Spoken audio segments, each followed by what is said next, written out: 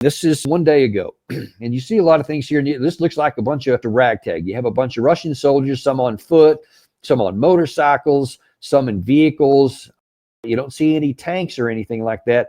And you may think, wow, this is just evidence of Russia, just how ragtag they are. So they're really not a modern force. Folks, this is what the face of modern war looks like. If you don't have some kind of version like this, you're not going to succeed in modern warfare. You think that, well, the NATO would come and they'd be in our M1 tanks or our Challenger tanks, Leopards. We'd have the Striker vehicles. We'd have all the armored vehicles and everything, and we'd be able to do a lot better than this.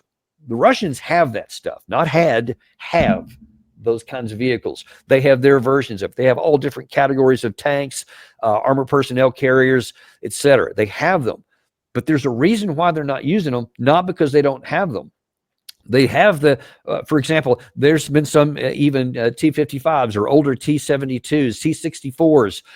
There's also T-80s, T-90s. They have a whole mix of different tanks, but they're not used in big armored assaults because they are vulnerable to the drone strikes.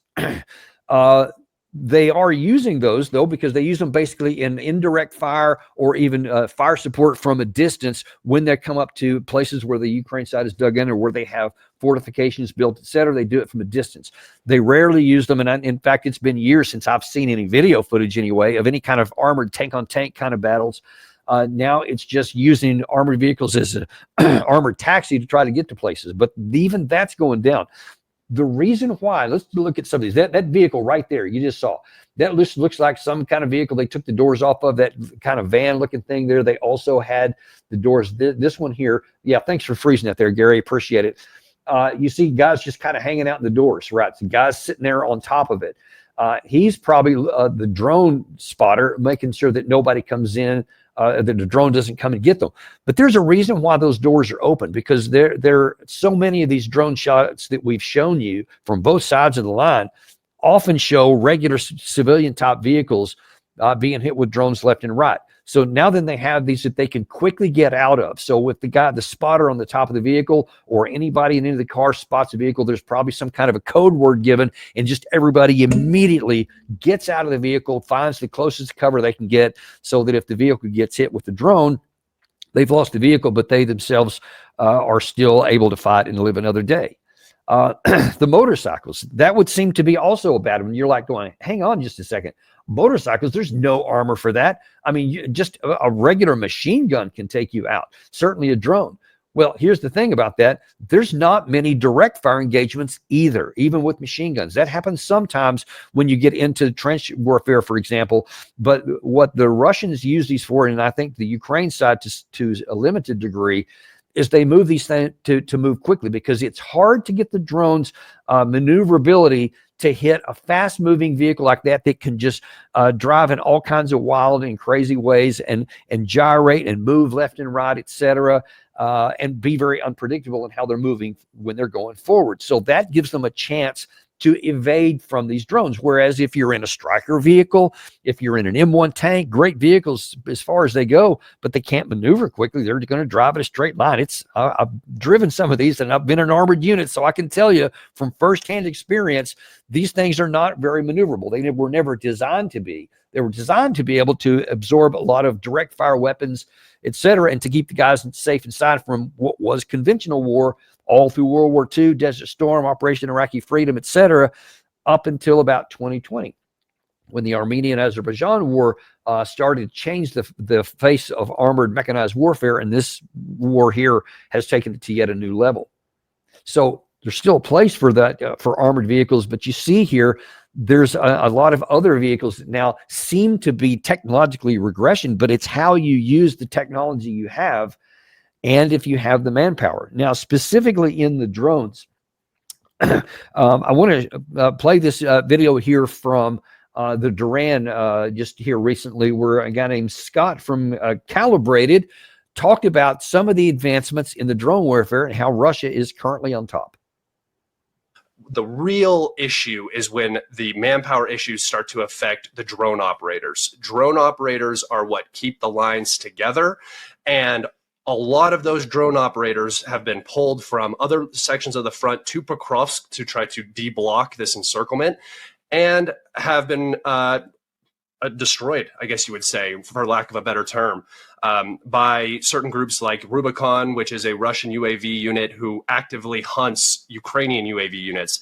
And what we're now seeing is massive gaps across the front line. I had just talked about Zaporozhye, where in eastern Zaporozhye, the Russians are advancing incredibly fast, and they're out walking in the open, something we haven't seen for like the last 3 years of this war because of the constant threat of FPV drones. See, and that's what I mentioned earlier. There have been places along the front where you see Russians, sometimes from their own drone videos that you see, where they're just moving without any care or concern. Obviously, those in that previous video that we showed you, they were moving completely without concern because of the fog. And when you have heavy fog like that, that's your one shot to really move, because the drones can't see through fog very well. There are some that have the thermal imagery or whatever, but even that has limited. I've seen how the fog can limit even thermal viewfinders that are very good, but for the most part, it's not. Of course, you can still hear, but if those drones can't see through the fog very well, then that's your time to move. And that's why the Russians were moving in large numbers. Otherwise, you see nearly everything you see is that Russians move, and the Ukraine side too, when they do their counterattacks, in groups of 2 or 3. That's all. That you hardly ever see anything more than that. It's very rare, because you can get one drone, maybe it takes out 2 or 3 guys, and even they'll be dispersed. But if you have, a platoon of guys, or 15 or 20 guys, one drone can take out quite a few. So nobody moves in those in the open anymore, unless you've had your drone capability to whittle away the other side. So there are entire units, probably on both sides too, but the Russians appear to be having more effectiveness of it, units specifically designed to only take out the other side's drone units from their drone operators. So it's drone operator against drone operator. So aside from whatever is happening on the ground with the direct firefight, or trying to dislodge somebody from a building, or take them out of a defended position, you've also got specific and primarily trained units to take out the other side's drone operators. If you succeed with that, then the guys who are on the ground can move in the open. And if you strip away the drone coverage from a certain area by taking out their capacity to even operate the drones, then you have the opportunity to make big, bold movements forward. Then you can get back into the possibility of even having big maneuver warfare again, especially if you can do that in a large enough area. Now, so far, the Russians haven't done that, but I would imagine that they're probably proving the concept here, and to make sure that they can do something on a large scale. Because if they ever have any designs, and this goes for any NATO forces in the future too, even in their concept of war, if you ever have any hope of conducting classical maneuver warfare, is the type that I fought in Desert Storm, where drones didn't even exist in any numbers, you're going to have to get to a place where you can strip away the opponent's ability to launch their own drones, whether that's reconnaissance drones, the bomber drones where they drop on top, or the other kinds of, the first person view drones, etc. You're going to have to knock those out, and that means you're going to have to get the operators out. That's the primary thing. Now, the Ukraine side, because they have a manpower crunch, they have a limited number of trained drones. And when you know that it's no longer just the guys at the front. Earlier in this war, the drone operators from both sides were pretty safe, because they could move pretty far back, and sometimes 5 to 10 to 15 kilometers away from the front, and they could get these drones to come in along the front. Well, now then both sides realize, yeah, we have longer range drones now, more battery power. They can stay aloft a lot longer, and the technology is available, especially with the fiber optic drones, which you don't have to worry about being electronic warfare, where they're now going hunting the drone operators. And there's ways to do that. They've got ways to identify them. But the Russians specifically have an advancing, highly coordinated and effective anti-drone system, not just platforms, but a system. They are layering counter-drone technology, electronic warfare drones, small radars, and drones that go after drones themselves. They have some that are using AI technology to where, and then in fact, that video that Gary was showing you a minute ago on the fog, you may have seen that one shot where there's a drone just sitting on the street. It was just like on the road, sitting there by itself, a pretty good sized one. What the Russians have been doing, and both sides to a certain extent, Let's see, he's going to show it in just a second here. I think it's off to the left. What they had done is they'll have these drones and they'll just sit there. I think that's it, just to the left of that soldier right there. They'll just sit there and wait, oftentimes in a road like this where it can be seen, but usually it's kind of in the underbrush off to the side of it. That's it right there. Thanks, Gary. What they'll do is the drone will just sit there, and it has sensors on it where it can hear the approach of any vehicles. It can sometimes, depending on the kind of sensors they have, it can tell if there's any movement on the road, etc.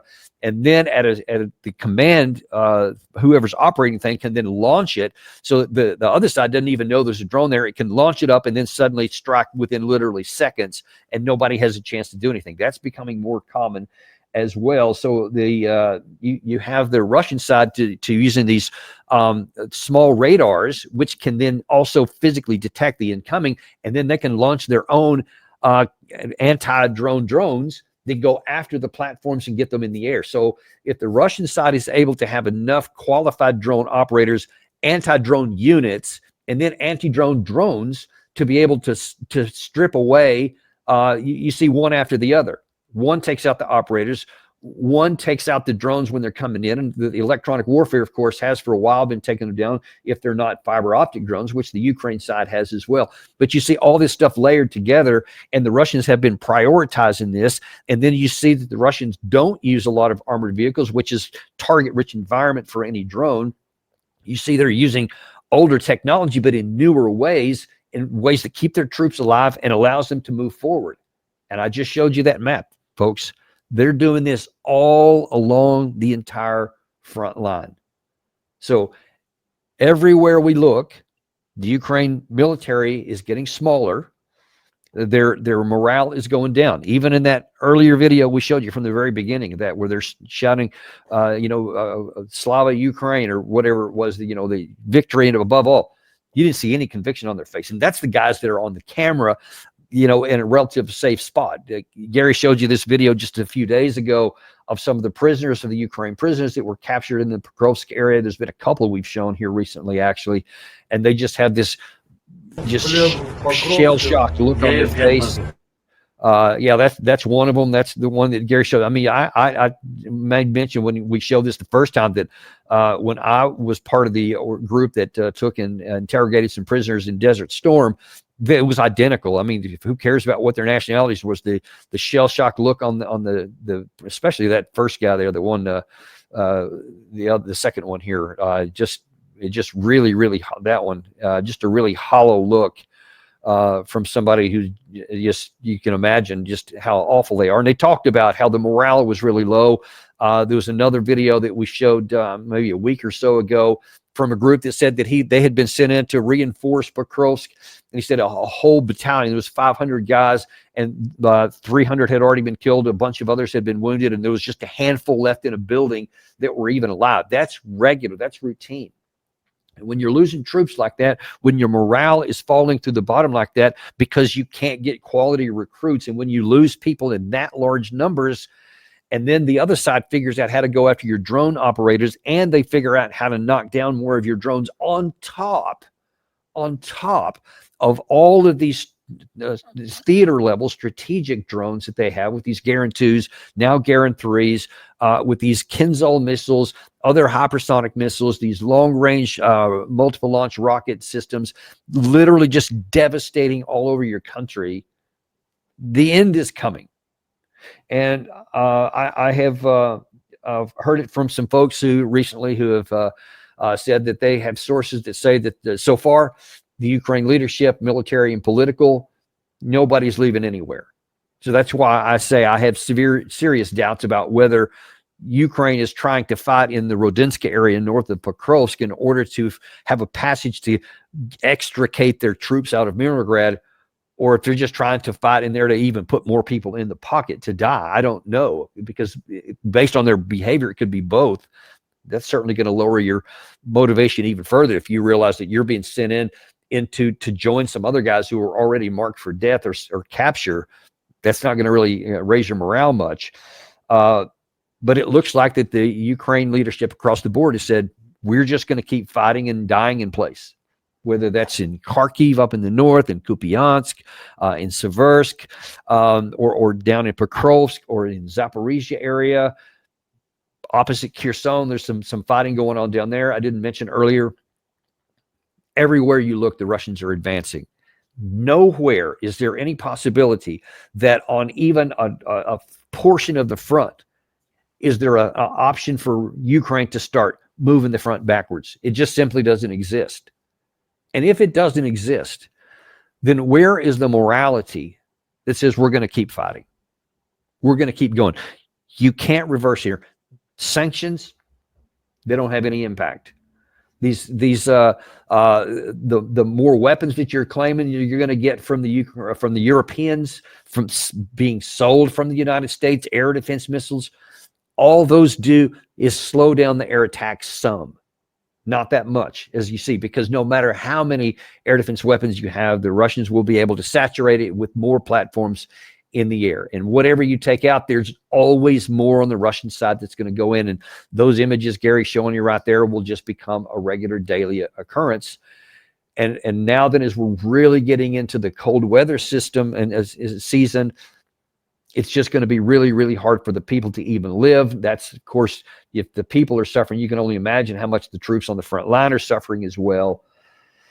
And at some point, just the mathematics and just human nature is going to kick in. And I think that in the new year, as we get through the maybe even into, before we even get out of the winter of 2026, I think the chances of you seeing large sections of the front collapsing are going to increase. Now, as famously, I suggested there was a chance they could have collapsed last summer. They didn't. They managed another whole year.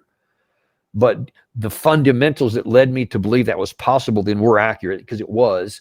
But the courage and the tenacity of the Ukraine side and their just absolute unwillingness to acknowledge reality, they kept fighting anyway. So they didn't fall. Don't gain any confidence from that. It's not like, well, they held on then so they can hold on forever, because in the year since they didn't collapse in the summer of 2024, there have probably been hundreds of thousands of men who died. Not just wounded, that's probably hundreds of thousands more. But there's hundreds of thousands died, and there just aren't more. We showed you a graphic here just in the last couple of months. 100,000 men age 18 to 22 have fled the country. The desertions are just off the charts. The casualties themselves are off the charts. And there just aren't people enough that are still in the men that are still in the country. There just aren't enough of them to come in. And the reason why you keep seeing all of those videos of people being beaten on the streets, thrown into vans, and put into transportation to get to the front is because they know it's nearly a death sentence. And it is. That's how it's working out. And you can't grab people off the streets like that and ever think that you're going to turn the tide when you see the Russian sides are moving forward and their morale is through the roof. And we've seen that, and it makes sense. It's understandable. That's the reason they're still able. Yeah, they pay a lot of money for bonuses, but don't gain any confidence from that either, because the guys do come in. The money is enough because they like, I want to be part of this. I want to be a part of something that's winning. And they don't think it's a death sentence, or they wouldn't volunteer. So they're still volunteering for this at numbers that allow them to not have to do any forced mobilizations. Everything is moving in the direction where this cannot succeed. Yeah, that's routine right there. It's incredible. And that tells you everything you need to know. Folks, there are no fundamentals other than just these wishful thinking by Volodymyr Zelensky I showed you at the beginning, or Keir Starmer, or Merz, or Duda out of Poland, literally everyone, Macron, Mark Rutte from NATO, Ursula von der Leyen, Kaja Kallas. So all these big speeches these folks always made, and all these thunderous applause they get when they speak to different parliaments, none of those folks have to face all this stuff I've just showed you here, all these videos that Gary has shown you here today. That is the reality. That's what's going on the front. And that is where this war will be lost. Not in the thunderous applause and the statements that are detached from reality that they're making on a daily basis. And there will have to be a reckoning for this, because it's just inevitable that it's going to come. There are no fundamentals that exist that this can be even stopped, much less even reversed. That's not even possible. And we'll just have to track this, and we'll keep you appraised as it goes on. But it's just something that is going to be egregious, that historians will look back on, and populations will say, how could you guys have been so careless, so gutless, and so callous to the human suffering of your side? And I guess the answer is going to be ignorance. It's going to be greed. It's going to be we just don't value human life, whatever words come out of our mouth. I don't know, some combination of all that, but whatever. They're going to have to figure this out. And all those people by name I just mentioned, I'm telling you right now, history will not be kind to any of them. And they will be shamed and humiliated. Can't come soon enough. And anything that keeps this war going on is a shame in and of itself. And I would love to see that end, because I genuinely care a lot about the men that are suffering in Ukraine, about the civilian population that's suffering in Ukraine, only because we are keeping the war going. Yes, I got it. It's the Russians that are firing the bombs and the missiles and the drones, and they're the ones that are pulling the triggers, and that's killing a lot of Ukrainians. That's a fact. This is a war, and that's just how it works in the war. Once you started it, you've got to be able to finish it, either through negotiations or from winning it. And if the side is going to be able to win it, that's the ugliness of war. That's why I detest and despise war, because once it gets started, there's no going back, and unless you're going to do the rational, logical thing and see that you can't win it and end it so that no more people die. Otherwise, you're going to have what the Russians are doing. You can hate the Russians all day long for what they're doing, and I get it, but they have the power. As throughout the history of mankind, anyone who's got the power pushes it on until they get what they want and they succeed on the battlefield. And we can dislike that, we can hate it, but as long as we keep ignoring it, more men are going to die. That's where we are, folks. We're going to continue to bring this stuff as it breaks and happens. Also, man, do we have a great one for you this afternoon. We've been getting people, been asking for a long time to find the MIT professor Ted Postal to come and tell us what in the world is going on with this Russian doomsday weapon, whether it's with the Poseidon, the one that goes underwater, the nuclear propulsion system there, or the Burevestnik, the new cruise missile that has the nuclear warhead capability and a nuclear propulsion system. We kind of finally got Ted Postal back with us today. 2 o'clock, he's going to give us his bottom line about what's going on. And then at 3:30, you may have seen that there was a vote in the Senate last night to end the government shutdown in the United States. We're going to tell you what that means and what still has to happen in the House of Representatives. It could come as early as tomorrow, but there are some caveats with that too. Join us for that at 3:30 today, and we will see you then on the Daniel Davis Deep Dive.